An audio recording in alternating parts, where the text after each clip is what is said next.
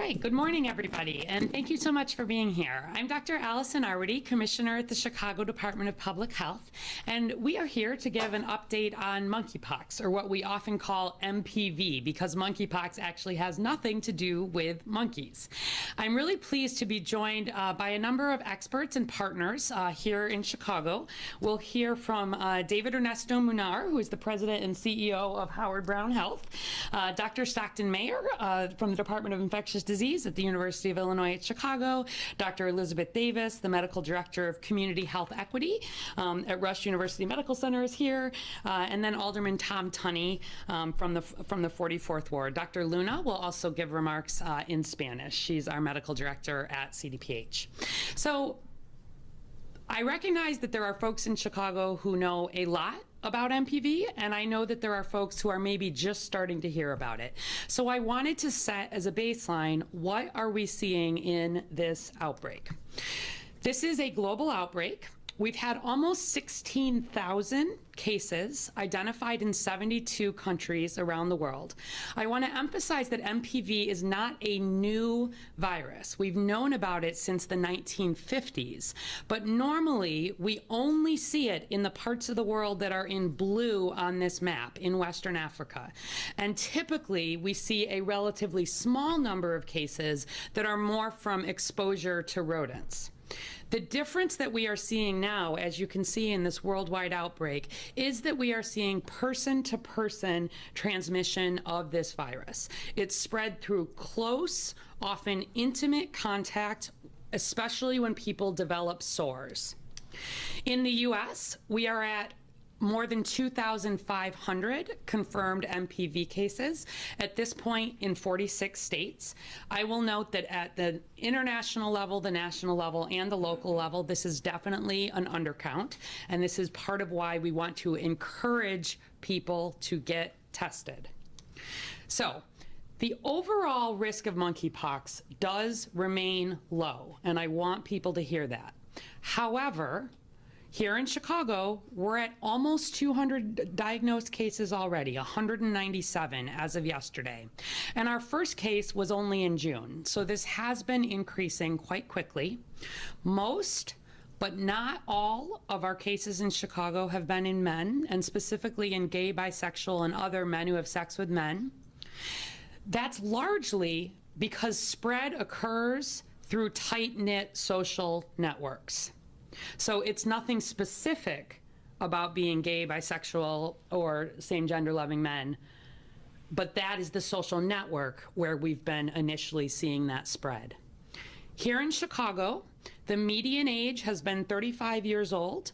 Our youngest case has been 22 years. Our oldest case has been 66 years. You see on the right some pictures of what this rash can look like. You'll hear a little more from the clinicians, but often people are presenting with flu-like symptoms and then these rashes that can look like a blister, look like a pimple, and can be very painful. I want to emphasize that anybody who has a new or unexplained rash, we want you to see your healthcare provider. That would be true even if monkeypox were not circulating. But in this context especially, if you have a new or unexplained rash, especially if you've had some of these viral symptoms, but even if you haven't, visit your healthcare provider. If you don't have a healthcare provider, you can call CDPH at 312-746-4835. We will get you connected to care. Remind your provider that monkeypox is in the community. We've been doing a lot of outreach to providers. We had a call late last week with more than 300 medical providers in Chicago, and most of our cases have been detected by primary care providers, which is great. And then if you have a new or unexplained rash, avoid sex or being intimate with anyone until you've been checked out. I want to emphasize that monkeypox is not COVID. We've all been paying attention to COVID for a number of years now. You'll hear some more details, but this really does take, based on everything we know now, close and generally intimate contact. To give you a sense of this, there's been a lot of attention on the concern for respiratory spread. When we're talking COVID, a lot of you now know that we worry about if you've had 15 minutes of interaction without masks, close to close, there's a risk for COVID. For monkeypox, we're generally thinking 3 hours for that kind of more casual contact. And most cases where we're seeing this are coming from much more intimate skin-to-skin contact or kissing. So testing capacity, again, different from the early days of COVID, has ramped up and it is plentiful. You cannot get an over-the-counter test for monkeypox. You have to see a provider. But there is now plenty of testing capacity. We can do about 70,000 to 80,000 tests every week across the country. And importantly, in the last couple of weeks, we've seen this expand not just to public health labs, but to the regular clinical labs, Quest, LabCorp, et cetera, that providers use, meaning any provider should be able to send a test for this virus. You generally test by swabbing the lesion. And we really want you to get tested regardless of whatever you're concerned about. See your doctor if you've got a rash, and you can get tested. Treatment is also available, but I want to emphasize there still are some barriers here. There's an FDA-approved medication called TPOXX is the name. It's a pill. At the moment, is being given to higher risk patients, people who are immunocompromised. Certainly, if folks are needing to go to the hospital, about 5% of our cases in Chicago have been hospitalized. We've had no deaths here in Chicago or across the country. And this needs to be prescribed through a healthcare provider. But because monkeypox is in the same family as the smallpox vaccine, this treatment was actually authorized for smallpox. And so it is still under what's called investigational drug use for monkeypox, which means there can be a lot of burden on our healthcare providers. There's a lot of extra paperwork that has to get filled out. We have been advocating hard to streamline this. So I just want you to know, we know about this virus, there's testing, and there is treatment, but there is still work to go to make this more accessible. And then finally, vaccine. So a vaccine exists. It exists prior to this outbreak, but it has been in limited quantities. Your doctor's office, your pharmacy, your local pharmacy does not just have monkeypox vaccine on the shelf, because in a typical year, we see 0 cases in the US, maybe 1 in a traveler. And so what's called the Strategic National Stockpile at the federal level maintains vaccine. The US is acquiring more. They have put in orders for millions of additional doses. But when this broke out, there were only tens of thousands of doses in the whole US stockpile. But this vaccine is FDA approved, it is safe, it is called Jynneos, and it especially helps protect individuals who have been exposed to someone with monkeypox. So different from COVID, where we say we want everybody to go out and get a vaccine. This vaccine, especially while it's in limited quantities, is for people who have been exposed to monkeypox. We have received and already distributed about 5,000, it's about 5,400 now, vaccine doses to date. Every vaccine that has come to Chicago has been pushed out to healthcare providers, to partners, to some of our higher risk settings. And we have been advocating very hard, and so have our partners, and so has the state, and so has our delegation, to get additional vaccine here, because Chicago is an epicenter for this outbreak. Illinois is one of the top 5 states to have cases. And so they are on the road now, 15,000 additional doses, which we expect as soon as tomorrow. And then I do want to really thank the Illinois Department of Public Health.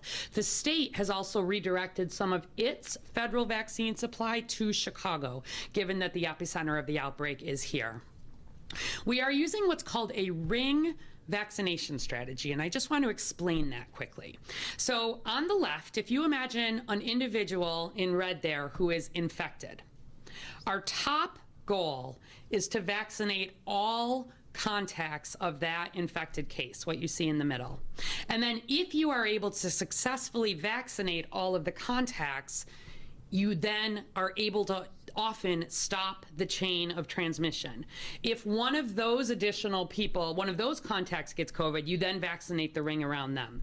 This is how we prioritize and work to control outbreaks, especially when vaccine is limited. So anybody in Chicago, it does not matter if you are a close contact of a confirmed monkeypox case, we will get you vaccine. A first dose and a second dose, we have lots of ways to do that quickly. But that is dependent on making sure people are getting diagnosed, and our team is doing case investigation and contact tracing. So we have more concern if, for example, there are people who may have had anonymous sex partners who can't name their contacts, because then we can't get vaccine to those contacts in the ring vaccination strategy. And so in that setting, we are also, in addition to this, providing vaccine for the very highest risk individuals based on our current epidemiology. So currently in Chicago, you are eligible for our limited Mpv vaccine. Number one, if you had close physical contact with someone or an intimate partner who is diagnosed with Mpv. No restrictions. You will get vaccine, first dose, second dose. And that's our ring vaccination strategy. And then secondly, if you are a gay, bisexual, or other cis or trans man who has sex with men, but who also has another risk factor. So the other risk factors are having had intimate or sexual contact with other men in a social or sexual venue, having given or received money or other goods or services in exchange for sex, or having intimate or sexual contact with multiple or anonymous partners. And again, this gets at settings where we have trouble identifying everybody for that ring vaccination strategy. Mpv vaccine is not recommended for the general public, and at this time, that includes not being recommended for same gender-loving men who do not have those other risk factors. As vaccine supply increases, that guidance will evolve, we'll push more out. But we estimate that we have about 125,000 men who have sex with men in Cook County. We've received 5,000 vaccines to date, 15,000 more coming. We have decided to prioritize first doses of this Jynneos vaccine with the new 15,000 that are coming, and I want to explain this. If you look at the FDA label, you do receive 2 doses of the Jynneos vaccine. You get a first dose, and your biggest increase in protection comes after that first dose. And then the recommendation is that at least 28 days later, you give that second dose. We don't see any problem with a decrease in immune response if that second dose is somewhat delayed. And so similar to what the UK is doing, Canada is doing, some other cities here are doing, we have decided that with those 15,000 additional doses, we will especially be doing first dose focus on the highest risk individuals. We will continue to give second doses anybody who's already been scheduled, anybody who's immunocompromised, any known contacts of cases. This means that there probably will be some individuals that may wait longer than 4 weeks to get that second dose. But again, I want to be clear that the highest amount of protection comes after the first dose. And we know that particularly in the summer, we have a lot of festivals, we have a lot of travelers, we're higher risk generally for spread of diseases. Market days is coming, and a vaccine does not take effect right away. That's the other thing. It takes about 2 weeks, 14 days for that protection to kick in. And so with that, you will hear some more. We also have specific guidance around limiting your risk in terms of limiting some of the higher risk activities. Again, I'm going to turn it over to partners, but we imagine folks will have questions. We appreciate your interest. I want to emphasize this is not COVID, but this is absolutely something to take seriously and to make sure we are getting protection where it is most needed. With that, I'll bring up David Munar, the President and CEO of Howard Brown Health, a really critical partner for us in these efforts. Good morning. My name is David Ernesto Munar. I'm President and CEO of Howard Brown Health, the LGBTQ Community Health Center in Chicago with 11 locations from Inglewood to Rogers Park. I want to thank Dr. Arwady and the Chicago Department of Public Health, partner agencies, and mobilized community members for responding with urgency and compassion to this growing crisis. Responding vigorously now is critical for us to stem the spread of this new infection and to support communities that are most affected. And Howard Brown is so grateful for the vaccine supply that's been made available to our clinic locations. We've surpassed 1,000 doses administered and have prioritized vaccinations for communities most at risk. That includes communities of gay and bisexual men and same-gender loving men, particularly in the Black and brown communities on the south side, west, and also our north side. We've targeted venues where community members are present, and also layered vaccinations into our 3 sexual health walk-in clinics, as well as our primary care visits to make sure that people understand the benefits of the vaccine, and if they're eligible, encourage them to accept it. I will say that I am concerned about the moment we're in. We simply do not have enough vaccine for all those who need it, and we're doing everything we can to prioritize vaccinations for those most at risk. But the truth is, given the very limited national supply, there will be tens of thousands of individuals that are eligible and won't gain access. And for that reason, it's going to be so important for us to continue to expand community education and awareness so that people understand the steps that they can take to evaluate themselves and their partners for any signs or symptoms of monkeypox or MPV, including fever, swollen lymph nodes, malaise, and any rash presentation that may seem unusual. And we also are seeing some of the rash presentation, we're seeing it on the hands, trunk, genital area, and also internally. So monkeypox can be very painful, excruciatingly painful, and dangerous, and can affect the ability for somebody to use the bathroom, to swallow or eat, and can cause severe discomfort. And so for these reasons, anybody that experiences those symptoms, whose partners have those symptoms, should seek medical attention immediately. We can only test for monkeypox when there are active lesions that have to be sampled. They should also isolate and be careful not to share any bedding or linens or towels with others, and limit their their close face-to-face contact or skin-to-skin contact. In addition to screening and vaccinations and community education, we've also been advising and providing clinical services for patients that are experiencing this infection, helping them understand how to treat their symptoms and recover from monkeypox. And for a limited number of patients that are having severe illness, we are administering the experimental treatment, which has been limited only for folks that have the most severe symptoms. I want to thank our engaged community members who are helping us share information that's accurate so that everyone can take steps to help control the infection until vaccine supply expands. And I want to thank the staff of Howard Brown that's been doing an amazing job responding to this pandemic, and we'll continue to work with the city and our partners to do all we can to contain this new virus.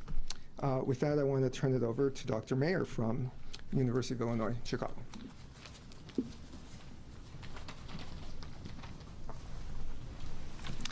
My name is Stockton Mayer. I'm an infectious disease provider at UI Health. I'm also the physician lead for our outbreak response team at UI Health. I want to thank CDPH and Dr. Arwady for continued leadership. And I want to thank our partners and friends at Howard Brown and Rush University for their collaboration and friendship during this time. If there's one thing I want to emphasize, it's the simple word, together. Together, we have already delivered many vaccine doses to those at highest risk, and we are positioned to deliver many more as supply increases. We have been able to work together quickly and efficiently because we work together with the many vibrant community-based organizations and local businesses that serve those at greatest risk. We deliver vaccine on site where people work, live, and socialize taking prevention to the community. We will continue to work together to make sure that the vaccine reaches our south, west, and north sides equitably, so all of Chicago benefits from its use. We will remember that if there is one of us at risk for getting sick from this virus, we will work together to make sure they are protected. We take great pride in working as a broad healthcare team, and we believe that together we can make a healthier summer. With that, I'd like to turn it over to my friend and collaborator, Liz Davis from Rush University. Hi, thank you, Dr. Mayer, for your introduction. I'm Dr. Elizabeth Davis. I'm a primary care physician at Rush University Medical Center, and I'm also the medical director of community health equity at Rush. And in that role have been leading our monkeypox response. I want to thank Dr. Arwady and the CDPH team, along with UI Health and Howard Brown. We've, as Dr. Mayer just so eloquently said, we have all been working together to fight this. And I think that's the only way that we can move forward. But it's not just our healthcare organizations and our public health organizations. It really is the engaged community members, businesses, and community organizations that have helped lead this response and help get our highest risk Chicagoans protected by the vaccine. In addition to the monkeypox response that I'm leading, I am also a primary care physician. I saw a patient last week who I diagnosed with monkeypox when he came to me with flu-like symptoms, and it turned out he also had a rash. He had severe disease, and we were able to get him treated. And I share this because I think it's important that as a community, we all know what the symptoms are. So we've gone over them, and I'm saying them again. Rash, which in the beginning can look like some small bumps like Dr. Arwady showed. Swollen lymph nodes, which can be in the neck, can be in the groin, can be in the armpits. Fever, and muscle aches. So if you have those symptoms, please see a primary care provider or call the CDPH hotline so that you can get tested. And also if you have those symptoms, stay away from others until you know what's going on. It's really, that is a huge step to stop the spread. Through early detection, we can stop the spread by each person not spreading to that ring around them that Dr. Arwady was showing in her picture earlier. And that's also our vaccination strategy as well. So in closing, I want to highlight the together theme, that together we can stop this, and together we will stop this. And I would like to introduce our next speaker, Alderman Tom Tunney. Honorary doctor. Thank you, Doctor. Thank you, Doctor.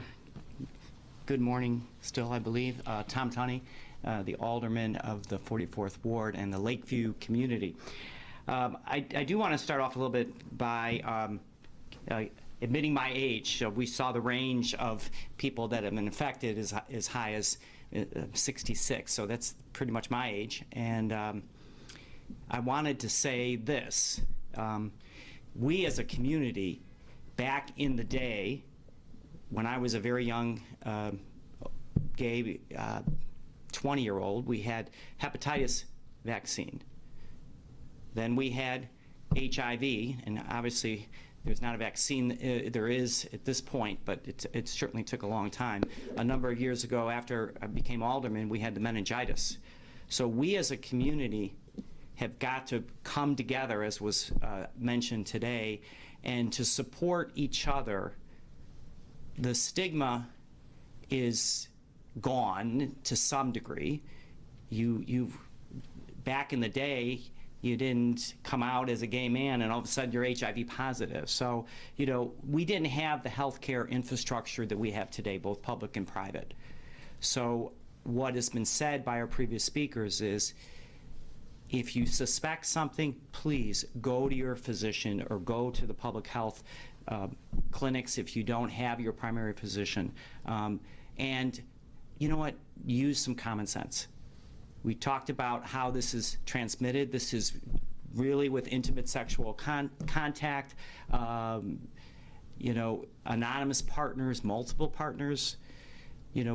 Really, folks, we've got a new strain of disease impacting our community, and we can beat this if we use some common sense limit our partners. We're not saying not to have sex, but be smart. We're going to have a lot of visitors coming in over the next month, especially in the next couple weeks. We don't know what they're doing. They're here for a good time. We want everyone to have a good time, to enjoy, and to be responsible about having sex. And I can't say it any simpler than that. As a member of this community that has survived a number of issues over the years, we have to work together, work with public health, forget the idea of having sex with another guy is taboo. You know, we are in 2022. We need to get ahead of this together, and we need to be smart, and we need to protect each other, and also make sure that we have a good time responsibly. The combination of alcohol, drugs, and such, you know what?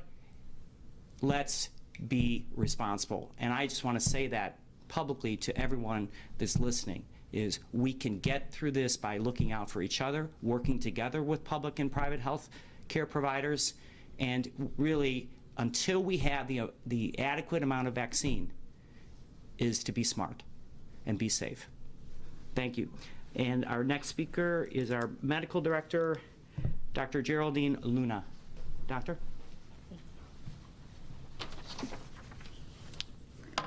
Muy buenos días. Yo soy la doctora Geraldine Luna. I'm Dr. Geraldine Luna. This part of the talking points is going to be in Spanish. Soy la directora médica del Departamento de Salud Pública y quiero compartir con ustedes actualizaciones de lo que es el virus de la viruela del mono. Hasta el 21 de julio, 197 habitantes de Chicago han sido identificados como infectados con la viruela del mono. También se le conoce como el Mpv. Illinois reportó un total de 230 casos, el segundo más alto en todos los estados. Tenemos el virus aquí y se está diseminando rápidamente. Por eso es importante poner atención a las recomendaciones del Departamento de Salud para evitar los contagios y tener más infectados hasta que tengamos una vacuna. La mayoría, aunque no todas las personas que hemos detectado, son hombres, la edad media es de 36 años, entre un rango de 22 y 66 años. Alrededor de 5% de los casos han sido hospitalizados y no se conoce muerte por la viruela del mono aquí hasta este momento. El virus se propaga a través de contactos cercanos, de piel a piel e íntimo.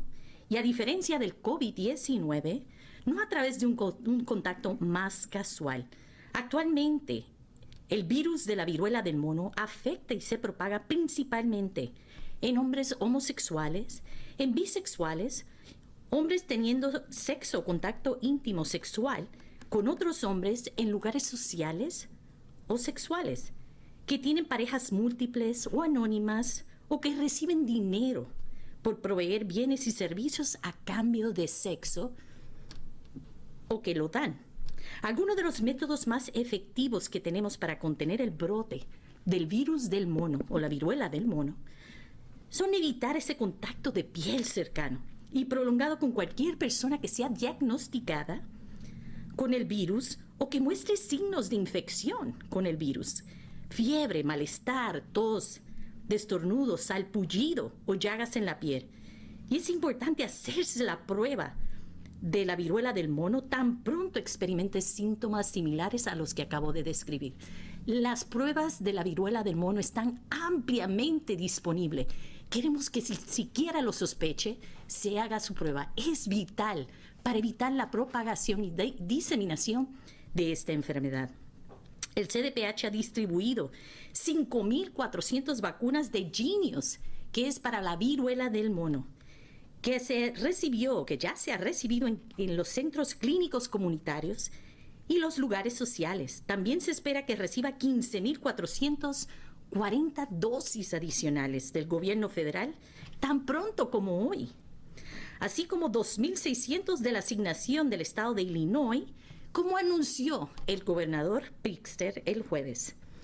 El Departamento de Salud Pública también ha trabajado con socios para dirigir la vacuna, que ahorita está muy limitada, a las personas con mayor riesgo y espera la entrega, como ya les dije, de 15.000 dosis al día de hoy. Entendemos las preocupaciones y los temores, especialmente entre los hombres LGBT, que se han visto afectados de manera desproporcional por este virus, pero queremos evitar los estigmas. Esto ocurre por el contacto íntimo entre ciertas redes sociales, no porque tengan una inclinación sexual o de género diferente. Pero pedimos que hasta que haya suficiente vacuna para una distribución más amplia, los miembros de la comunidad entiendan que el Departamento de Salud Pública está tratando de priorizar la vacunación a aquellos que están a mayor riesgo y permitir que los miembros de la comunidad se vacunen. La clave para controlar el brote son control de la transmisión, pruebas para el virus de la viruela del mono, tratamiento y prevención con la vacunación. Las medidas de prevención personal, la higiene personal, aislamiento de contacto y la evaluación de los factores de riesgos propios son la primera línea de defensa más importante para combatir esta otra enfermedad que estamos enfrentando. Para obtener más información, visite el sitio web de la viruela del mono del Departamento de Salud de Chicago en chicago.gov/monkeypox. Y cuídate, Chicago. Ahora les dejo otra vez con la doctora Arwady. I give you back, Dr. Arwady, the mic. Great. Well, Thank you, Dr. Luna, and everybody. I just wanted to echo very quickly this thing about doing this together. These partners standing behind us are the partners that on the ground helped us get COVID vaccine to the highest risk populations at the beginning there too. The folks reaching out to individuals in the homeless community, those who are oldest, et cetera. And I just want to thank all of them for their partnership. I also neglected to introduce Massimo Picilli, who is our Deputy Commissioner at the Health Department, who is really overseeing this response. Happy to take questions. if you could just introduce yourself, that'd be great, so the live stream people can see. Absolutely. Chris Hush with NBC5. Nice to meet you in person. So during the 2015 meningitis outbreak, we saw at that point a number of businesses, I'm talking specifically about North Halstead, a number of businesses that kind of assisted in getting that treatment out, that vaccine out. When we do get enough, is that something that you're looking at, as far as partnering with these businesses when we talk about market days coming up and what, all the other festivals? Obviously, that's pretty key as far as reaching out to a number of people in Chicago. Yeah, most definitely. And in fact, we are already doing some of this. So we've been working with Ken Meyer, who's the Commissioner at Business Affairs and Consumer Protection, really thinking about this space. And there are some businesses that we know may be associated with higher risk activity, and those are settings that we have been working to get vaccine in already. So absolutely, we always follow the data and want to make sure that first and foremost, anybody who is a known contact gets vaccine, but then also we're pushing it where it's most needed. So yeah, market days is August 6 and 7. That brings a lot of people to Chicago, and we will continue to have a concerted effort around that, but with businesses in general. If I can ask just one follow-up Sure. question to that. I heard you. This is not COVID. I understand that. When it comes to mitigation measures, though, let's say this gets to a point where we need to take some more steps. Have you thought about, when we talk about these settings, going to a club, for example, dancing with other people and having that close contact, brushing up on people and whatnot? Have you thought about what that may look like if we get to that level? Yeah. So we've had lots of conversations about, and this is obviously nationally, people are working on figuring this out. I can tell you that we have been following, of course, a lot of close contacts who have been vaccinated. We've also followed a lot of healthcare workers who have taken care of folks who have been diagnosed with monkeypox here in Chicago. And we have seen, we've seen no monkeypox conversions in healthcare workers, just to be clear, even some who had higher risk exposures, maybe didn't have PPE on, et cetera, which doesn't mean we don't want to make sure the protection is there, but that's reinforcing for us that some of the more casual contact, it's possible, but it's not, based on everything we know now, that high risk. among contacts, especially those who were vaccinated early, we also have generally seen that vaccine do a very good job of preventing further spread. Nothing's 100%. So we are not considering at this point canceling events, closing venues. We are continuing to focus on getting this messaging out around ways to decrease risk related to behavior, and to work on getting this vaccine out. And that's why we've been pushing so hard for additional doses, because we think it is going to be a combination. The difference with meningitis is there was plenty of vaccine. And when we have plenty of vaccine, it becomes more about explaining to people, why they need to get the vaccine. And, it's a difficult situation for us to know that there are many more people who I would like to be vaccinated right now than we have the ability to vaccinate. But I think we will obviously continue to monitor as this grows, and I do expect it will continue to grow. Mark Rivera from ABC7 Chicago. So can you please go over just the prioritization again for Yes. those vaccines? Because Sure. as you said, you're talking about we don't really have enough to get everybody that could be or should be. That's right. In terms of the at-risk group that may be getting the first dose and not the second Sure. versus the 2 doses. Yes, absolutely. So first and foremost, anybody with that ring vaccination strategy, anybody who is a known contact of someone diagnosed with monkeypox gets vaccine. 2 doses. That has happened, that will continue to happen. Doesn't matter who you are, doesn't matter what other risk factors. If you're a known contact, that's our top priority. Our second priority then are those at the highest risk. And among that group, people who are not known to have a known contact, but who may have had behaviors that could put them at higher risk, that is the group where we have made a decision moving forward with this next 15,000 doses to prioritize getting the first doses out. Because otherwise, if we're getting 15,000 doses and I was holding back 7,500 of those doses to give a second dose in 4 weeks, I could only vaccinate half as many people. This has been a major conversation in public health across the country and even around the world. And I think settings that are having significant outbreaks, this is the right approach. And so for those individuals, there is a good chance their second dose may be delayed. And as the vaccine supply improves, we would, of course, schedule those people. We know who they are, get folks in for second doses. But, and if they became a known contact of a case, of course, we would do a second dose. We've also made an exception for individuals who are immunocompromised. We will do second doses for them. And if there are others that our clinicians, feel like it's very important, we might make an exception. But that is how we are right now prioritizing limited doses of vaccine. We've looked at all the data and feel that that is the best way to control this outbreak at this time. And can you just reiterate who is in that higher risk group? Higher risk Yes. So right now, besides people who are known contacts, the other people in Chicago who are eligible for a vaccine are men who have sex with men, who also have another risk factor. And those risk factors are having sexual or intimate contact in a social or sexual setting, exchanging money or other goods for sex, or having multiple or anonymous partners in recent weeks.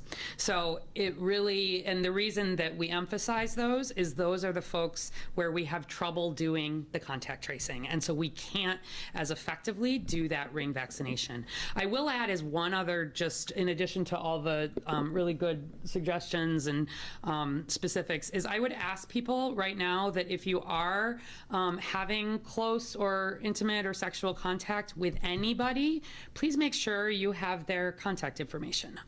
Sometimes we see people connect with each other on apps, etc., or you're meeting someone, you may not have their information. Make sure you have information, because if either of you were to test positive, we can then, in a way that is anonymous and protects your privacy, make sure that contact can get vaccine. So that's just another very practical risk reduction measure right now. Any other questions? Or? We do have a press release coming out right at this moment that kind of spells that out. Yeah, and if you have questions for obviously anybody else, that you're welcome to. And I just got our update that there's 202 cases. Okay, as of today? Now, it just, today's update came in, so just so you're aware, 197 to 202. I do have a question, if this is okay to ask. It's actually about COVID. This is from my digital team. They want to know if at-home tests are still reliable with the new COVID variant. Yes. So short answer is home COVID tests remain reliable. They are what I use if I have concerns. They are what my family uses. Certainly, we are seeing the BA4 or 5 variants right now, which are, BA4 and 5 are about 90% of the cases that we're seeing in Chicago. It is the most contagious yet, and it moves really fast. And so I do want to note that we are sometimes seeing people who will have some symptoms, have a negative test for, right at the beginning there, and then develop and then it develops positive within a day or two. So our very first ordinance that we passed during COVID way back in the very beginning was stay home if you're sick, essentially. And that applies when COVID levels are high in this city, which they are. So I encourage people to continue using those tests. Any positive test, on a home test, on a rapid test, on a doctor's test, on a testing center, any positive is a positive. You can trust it, you should act on it. If you're feeling bad and you get a negative test, it could still be COVID. And I would encourage you to be careful, especially around those who are at higher risk for severe outcomes. Wear your mask, and there's a good chance that you might test positive a day or two later. But yes, the tests remain overall effective, and we would certainly let the public know if we were seeing a new variant where testing was no longer meeting our needs. But right now it continues to. Going back to NPV, when we talk equity, I know Howard Brown, you had mentioned this. How are we making sure that everyone is getting this in an equal manner? Yeah, so I'll start, and then if you want to chime in a little more details, or any of the partners do. So I want to be clear that we have seen people diagnosed with monkeypox in Chicago who live on the north side, which has been most of our cases, but also on the west side and also on the south side. And we have been working hard to make sure that, just like we did during COVID, sort of trusted messengers are carrying this into communities, that we're working to make sure providers across this city can get the treatments, the vaccines, understand about testing. Chicago Department of Public Health directly operates some STI clinics, and so of course our ones on the south and west side as well as the north side are going strong in terms of connecting people if they don't otherwise have care. But I think this is challenging because right now vaccine in particular is being prioritized for a group of people where there can sometimes be a fair bit of stigma around it. And I really, really want to emphasize that anyone who is having possible symptoms of monkeypox, no matter who you are, no matter where you live, get tested. Because getting tested, getting the answer, lets us do the strategy that protects everybody else. Do others want to chime in on some of the details, please? Thank you, Doctor. I've got to run, so. Oh, sure. Thank you, Alderman. Call me about closing businesses. We tried that with HIV, and that didn't work. I will. Thank you, Dr. Arwady. Thank you for the question. I think we've been thinking a lot about how to make sure that the response is equitable and reaching people who need it the most. Certainly, destigmatizing this outbreak is going to be really important. For some communities, just the name is very it's stigmatizing all by itself. So we've been really trying to emphasize, it's called monkeypox, but we're talking a lot about MPV outreach. Though we're targeting gay and bisexual men and same gender-loving men, we've worked really hard to go to social settings that where Black and brown gay men are assembling. So we were at Southside Pride a couple weeks ago. We were at the Silver Room Festival last weekend. We've gone to venues north and south to make both information and vaccination available. And then we've been careful to, let people know these are the criteria for vaccination right now. if you meet any of these criteria, we can offer you the vaccine based on CDPH protocols, but not really getting into a lengthy conversation about, why, when, what happened, what did you do. It's really, if you meet this criteria, we encourage you to vaccinate, and then making sure that we can get information out. I think that though they may be unpleasant to look at, the pictures of what the presentation of the rash looks like on various skin tones is really important, because self-evaluation and self-assessment of symptoms is going to be one of the most important things that we can do, as well as encouraging individuals to have conversations with their contacts about, are you experiencing these symptoms? Have you seen anything unusual that might look like MPV? But we definitely need to continue the equity push from COVID, from HIV, from every health condition. We know that historically neglected communities will bear the brunt of this, as they have other outbreaks. We're already seeing about 30% of our diagnosed cases among Latinx patients, and about almost 20% among Black African American. And we're a month into the response, so we are concerned that we will continue to see disparities. And we also know that we're only reaching a minority of people who are likely experiencing symptoms and being affected by this outbreak, because some people are getting symptoms, don't recognize them, don't come forward. And then, so we are seeing some patients that are coming in at the end of their cycle, meaning their rash has started to dry, to scab, so it's in the final stages. We can't test at that point, but we can recognize it, and we can identify it as a likely case. One more question? I was gonna Hi, I'm Dr. Davis from Rush. I think all of us together, including UI Health and Howard Brown, have been constantly talking about the equity issues here, so that we can make sure that both testing and vaccination are available equitably across Chicago.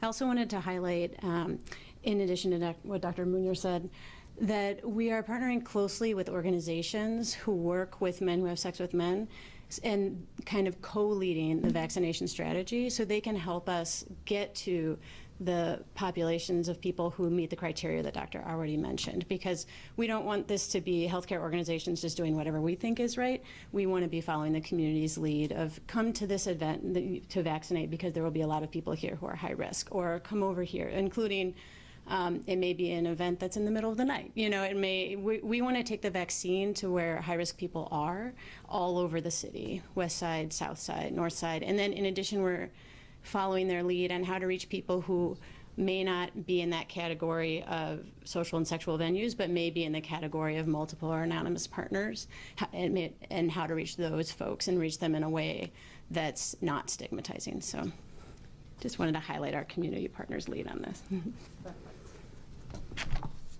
Thank you.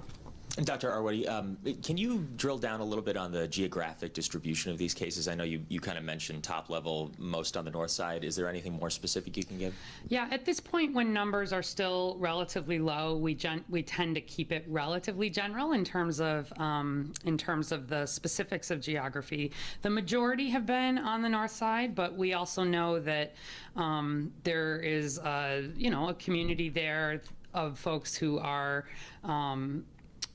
perhaps higher awareness, and really every day, every week, we are seeing additional cases detected that are not on the north side. And I really want to emphasize that as soon as we are seeing a single case, that means that network is exposed and at risk. And so I don't want people thinking that this is just north side or just the communities where we tend to have a lot of the largest events. You've also heard me say that not every case has been in a man who has sex with men. Just about all, but not all. And as this continues to likely grow, again, anybody who's having these symptoms, we need to get tested. If you can get tested, we can take care of you from there. But if you're not going to get testing, no matter who you are, no matter where you live, it really limits our ability to help protect those you love. Thank you. Great, thanks, All right, everybody. thank you.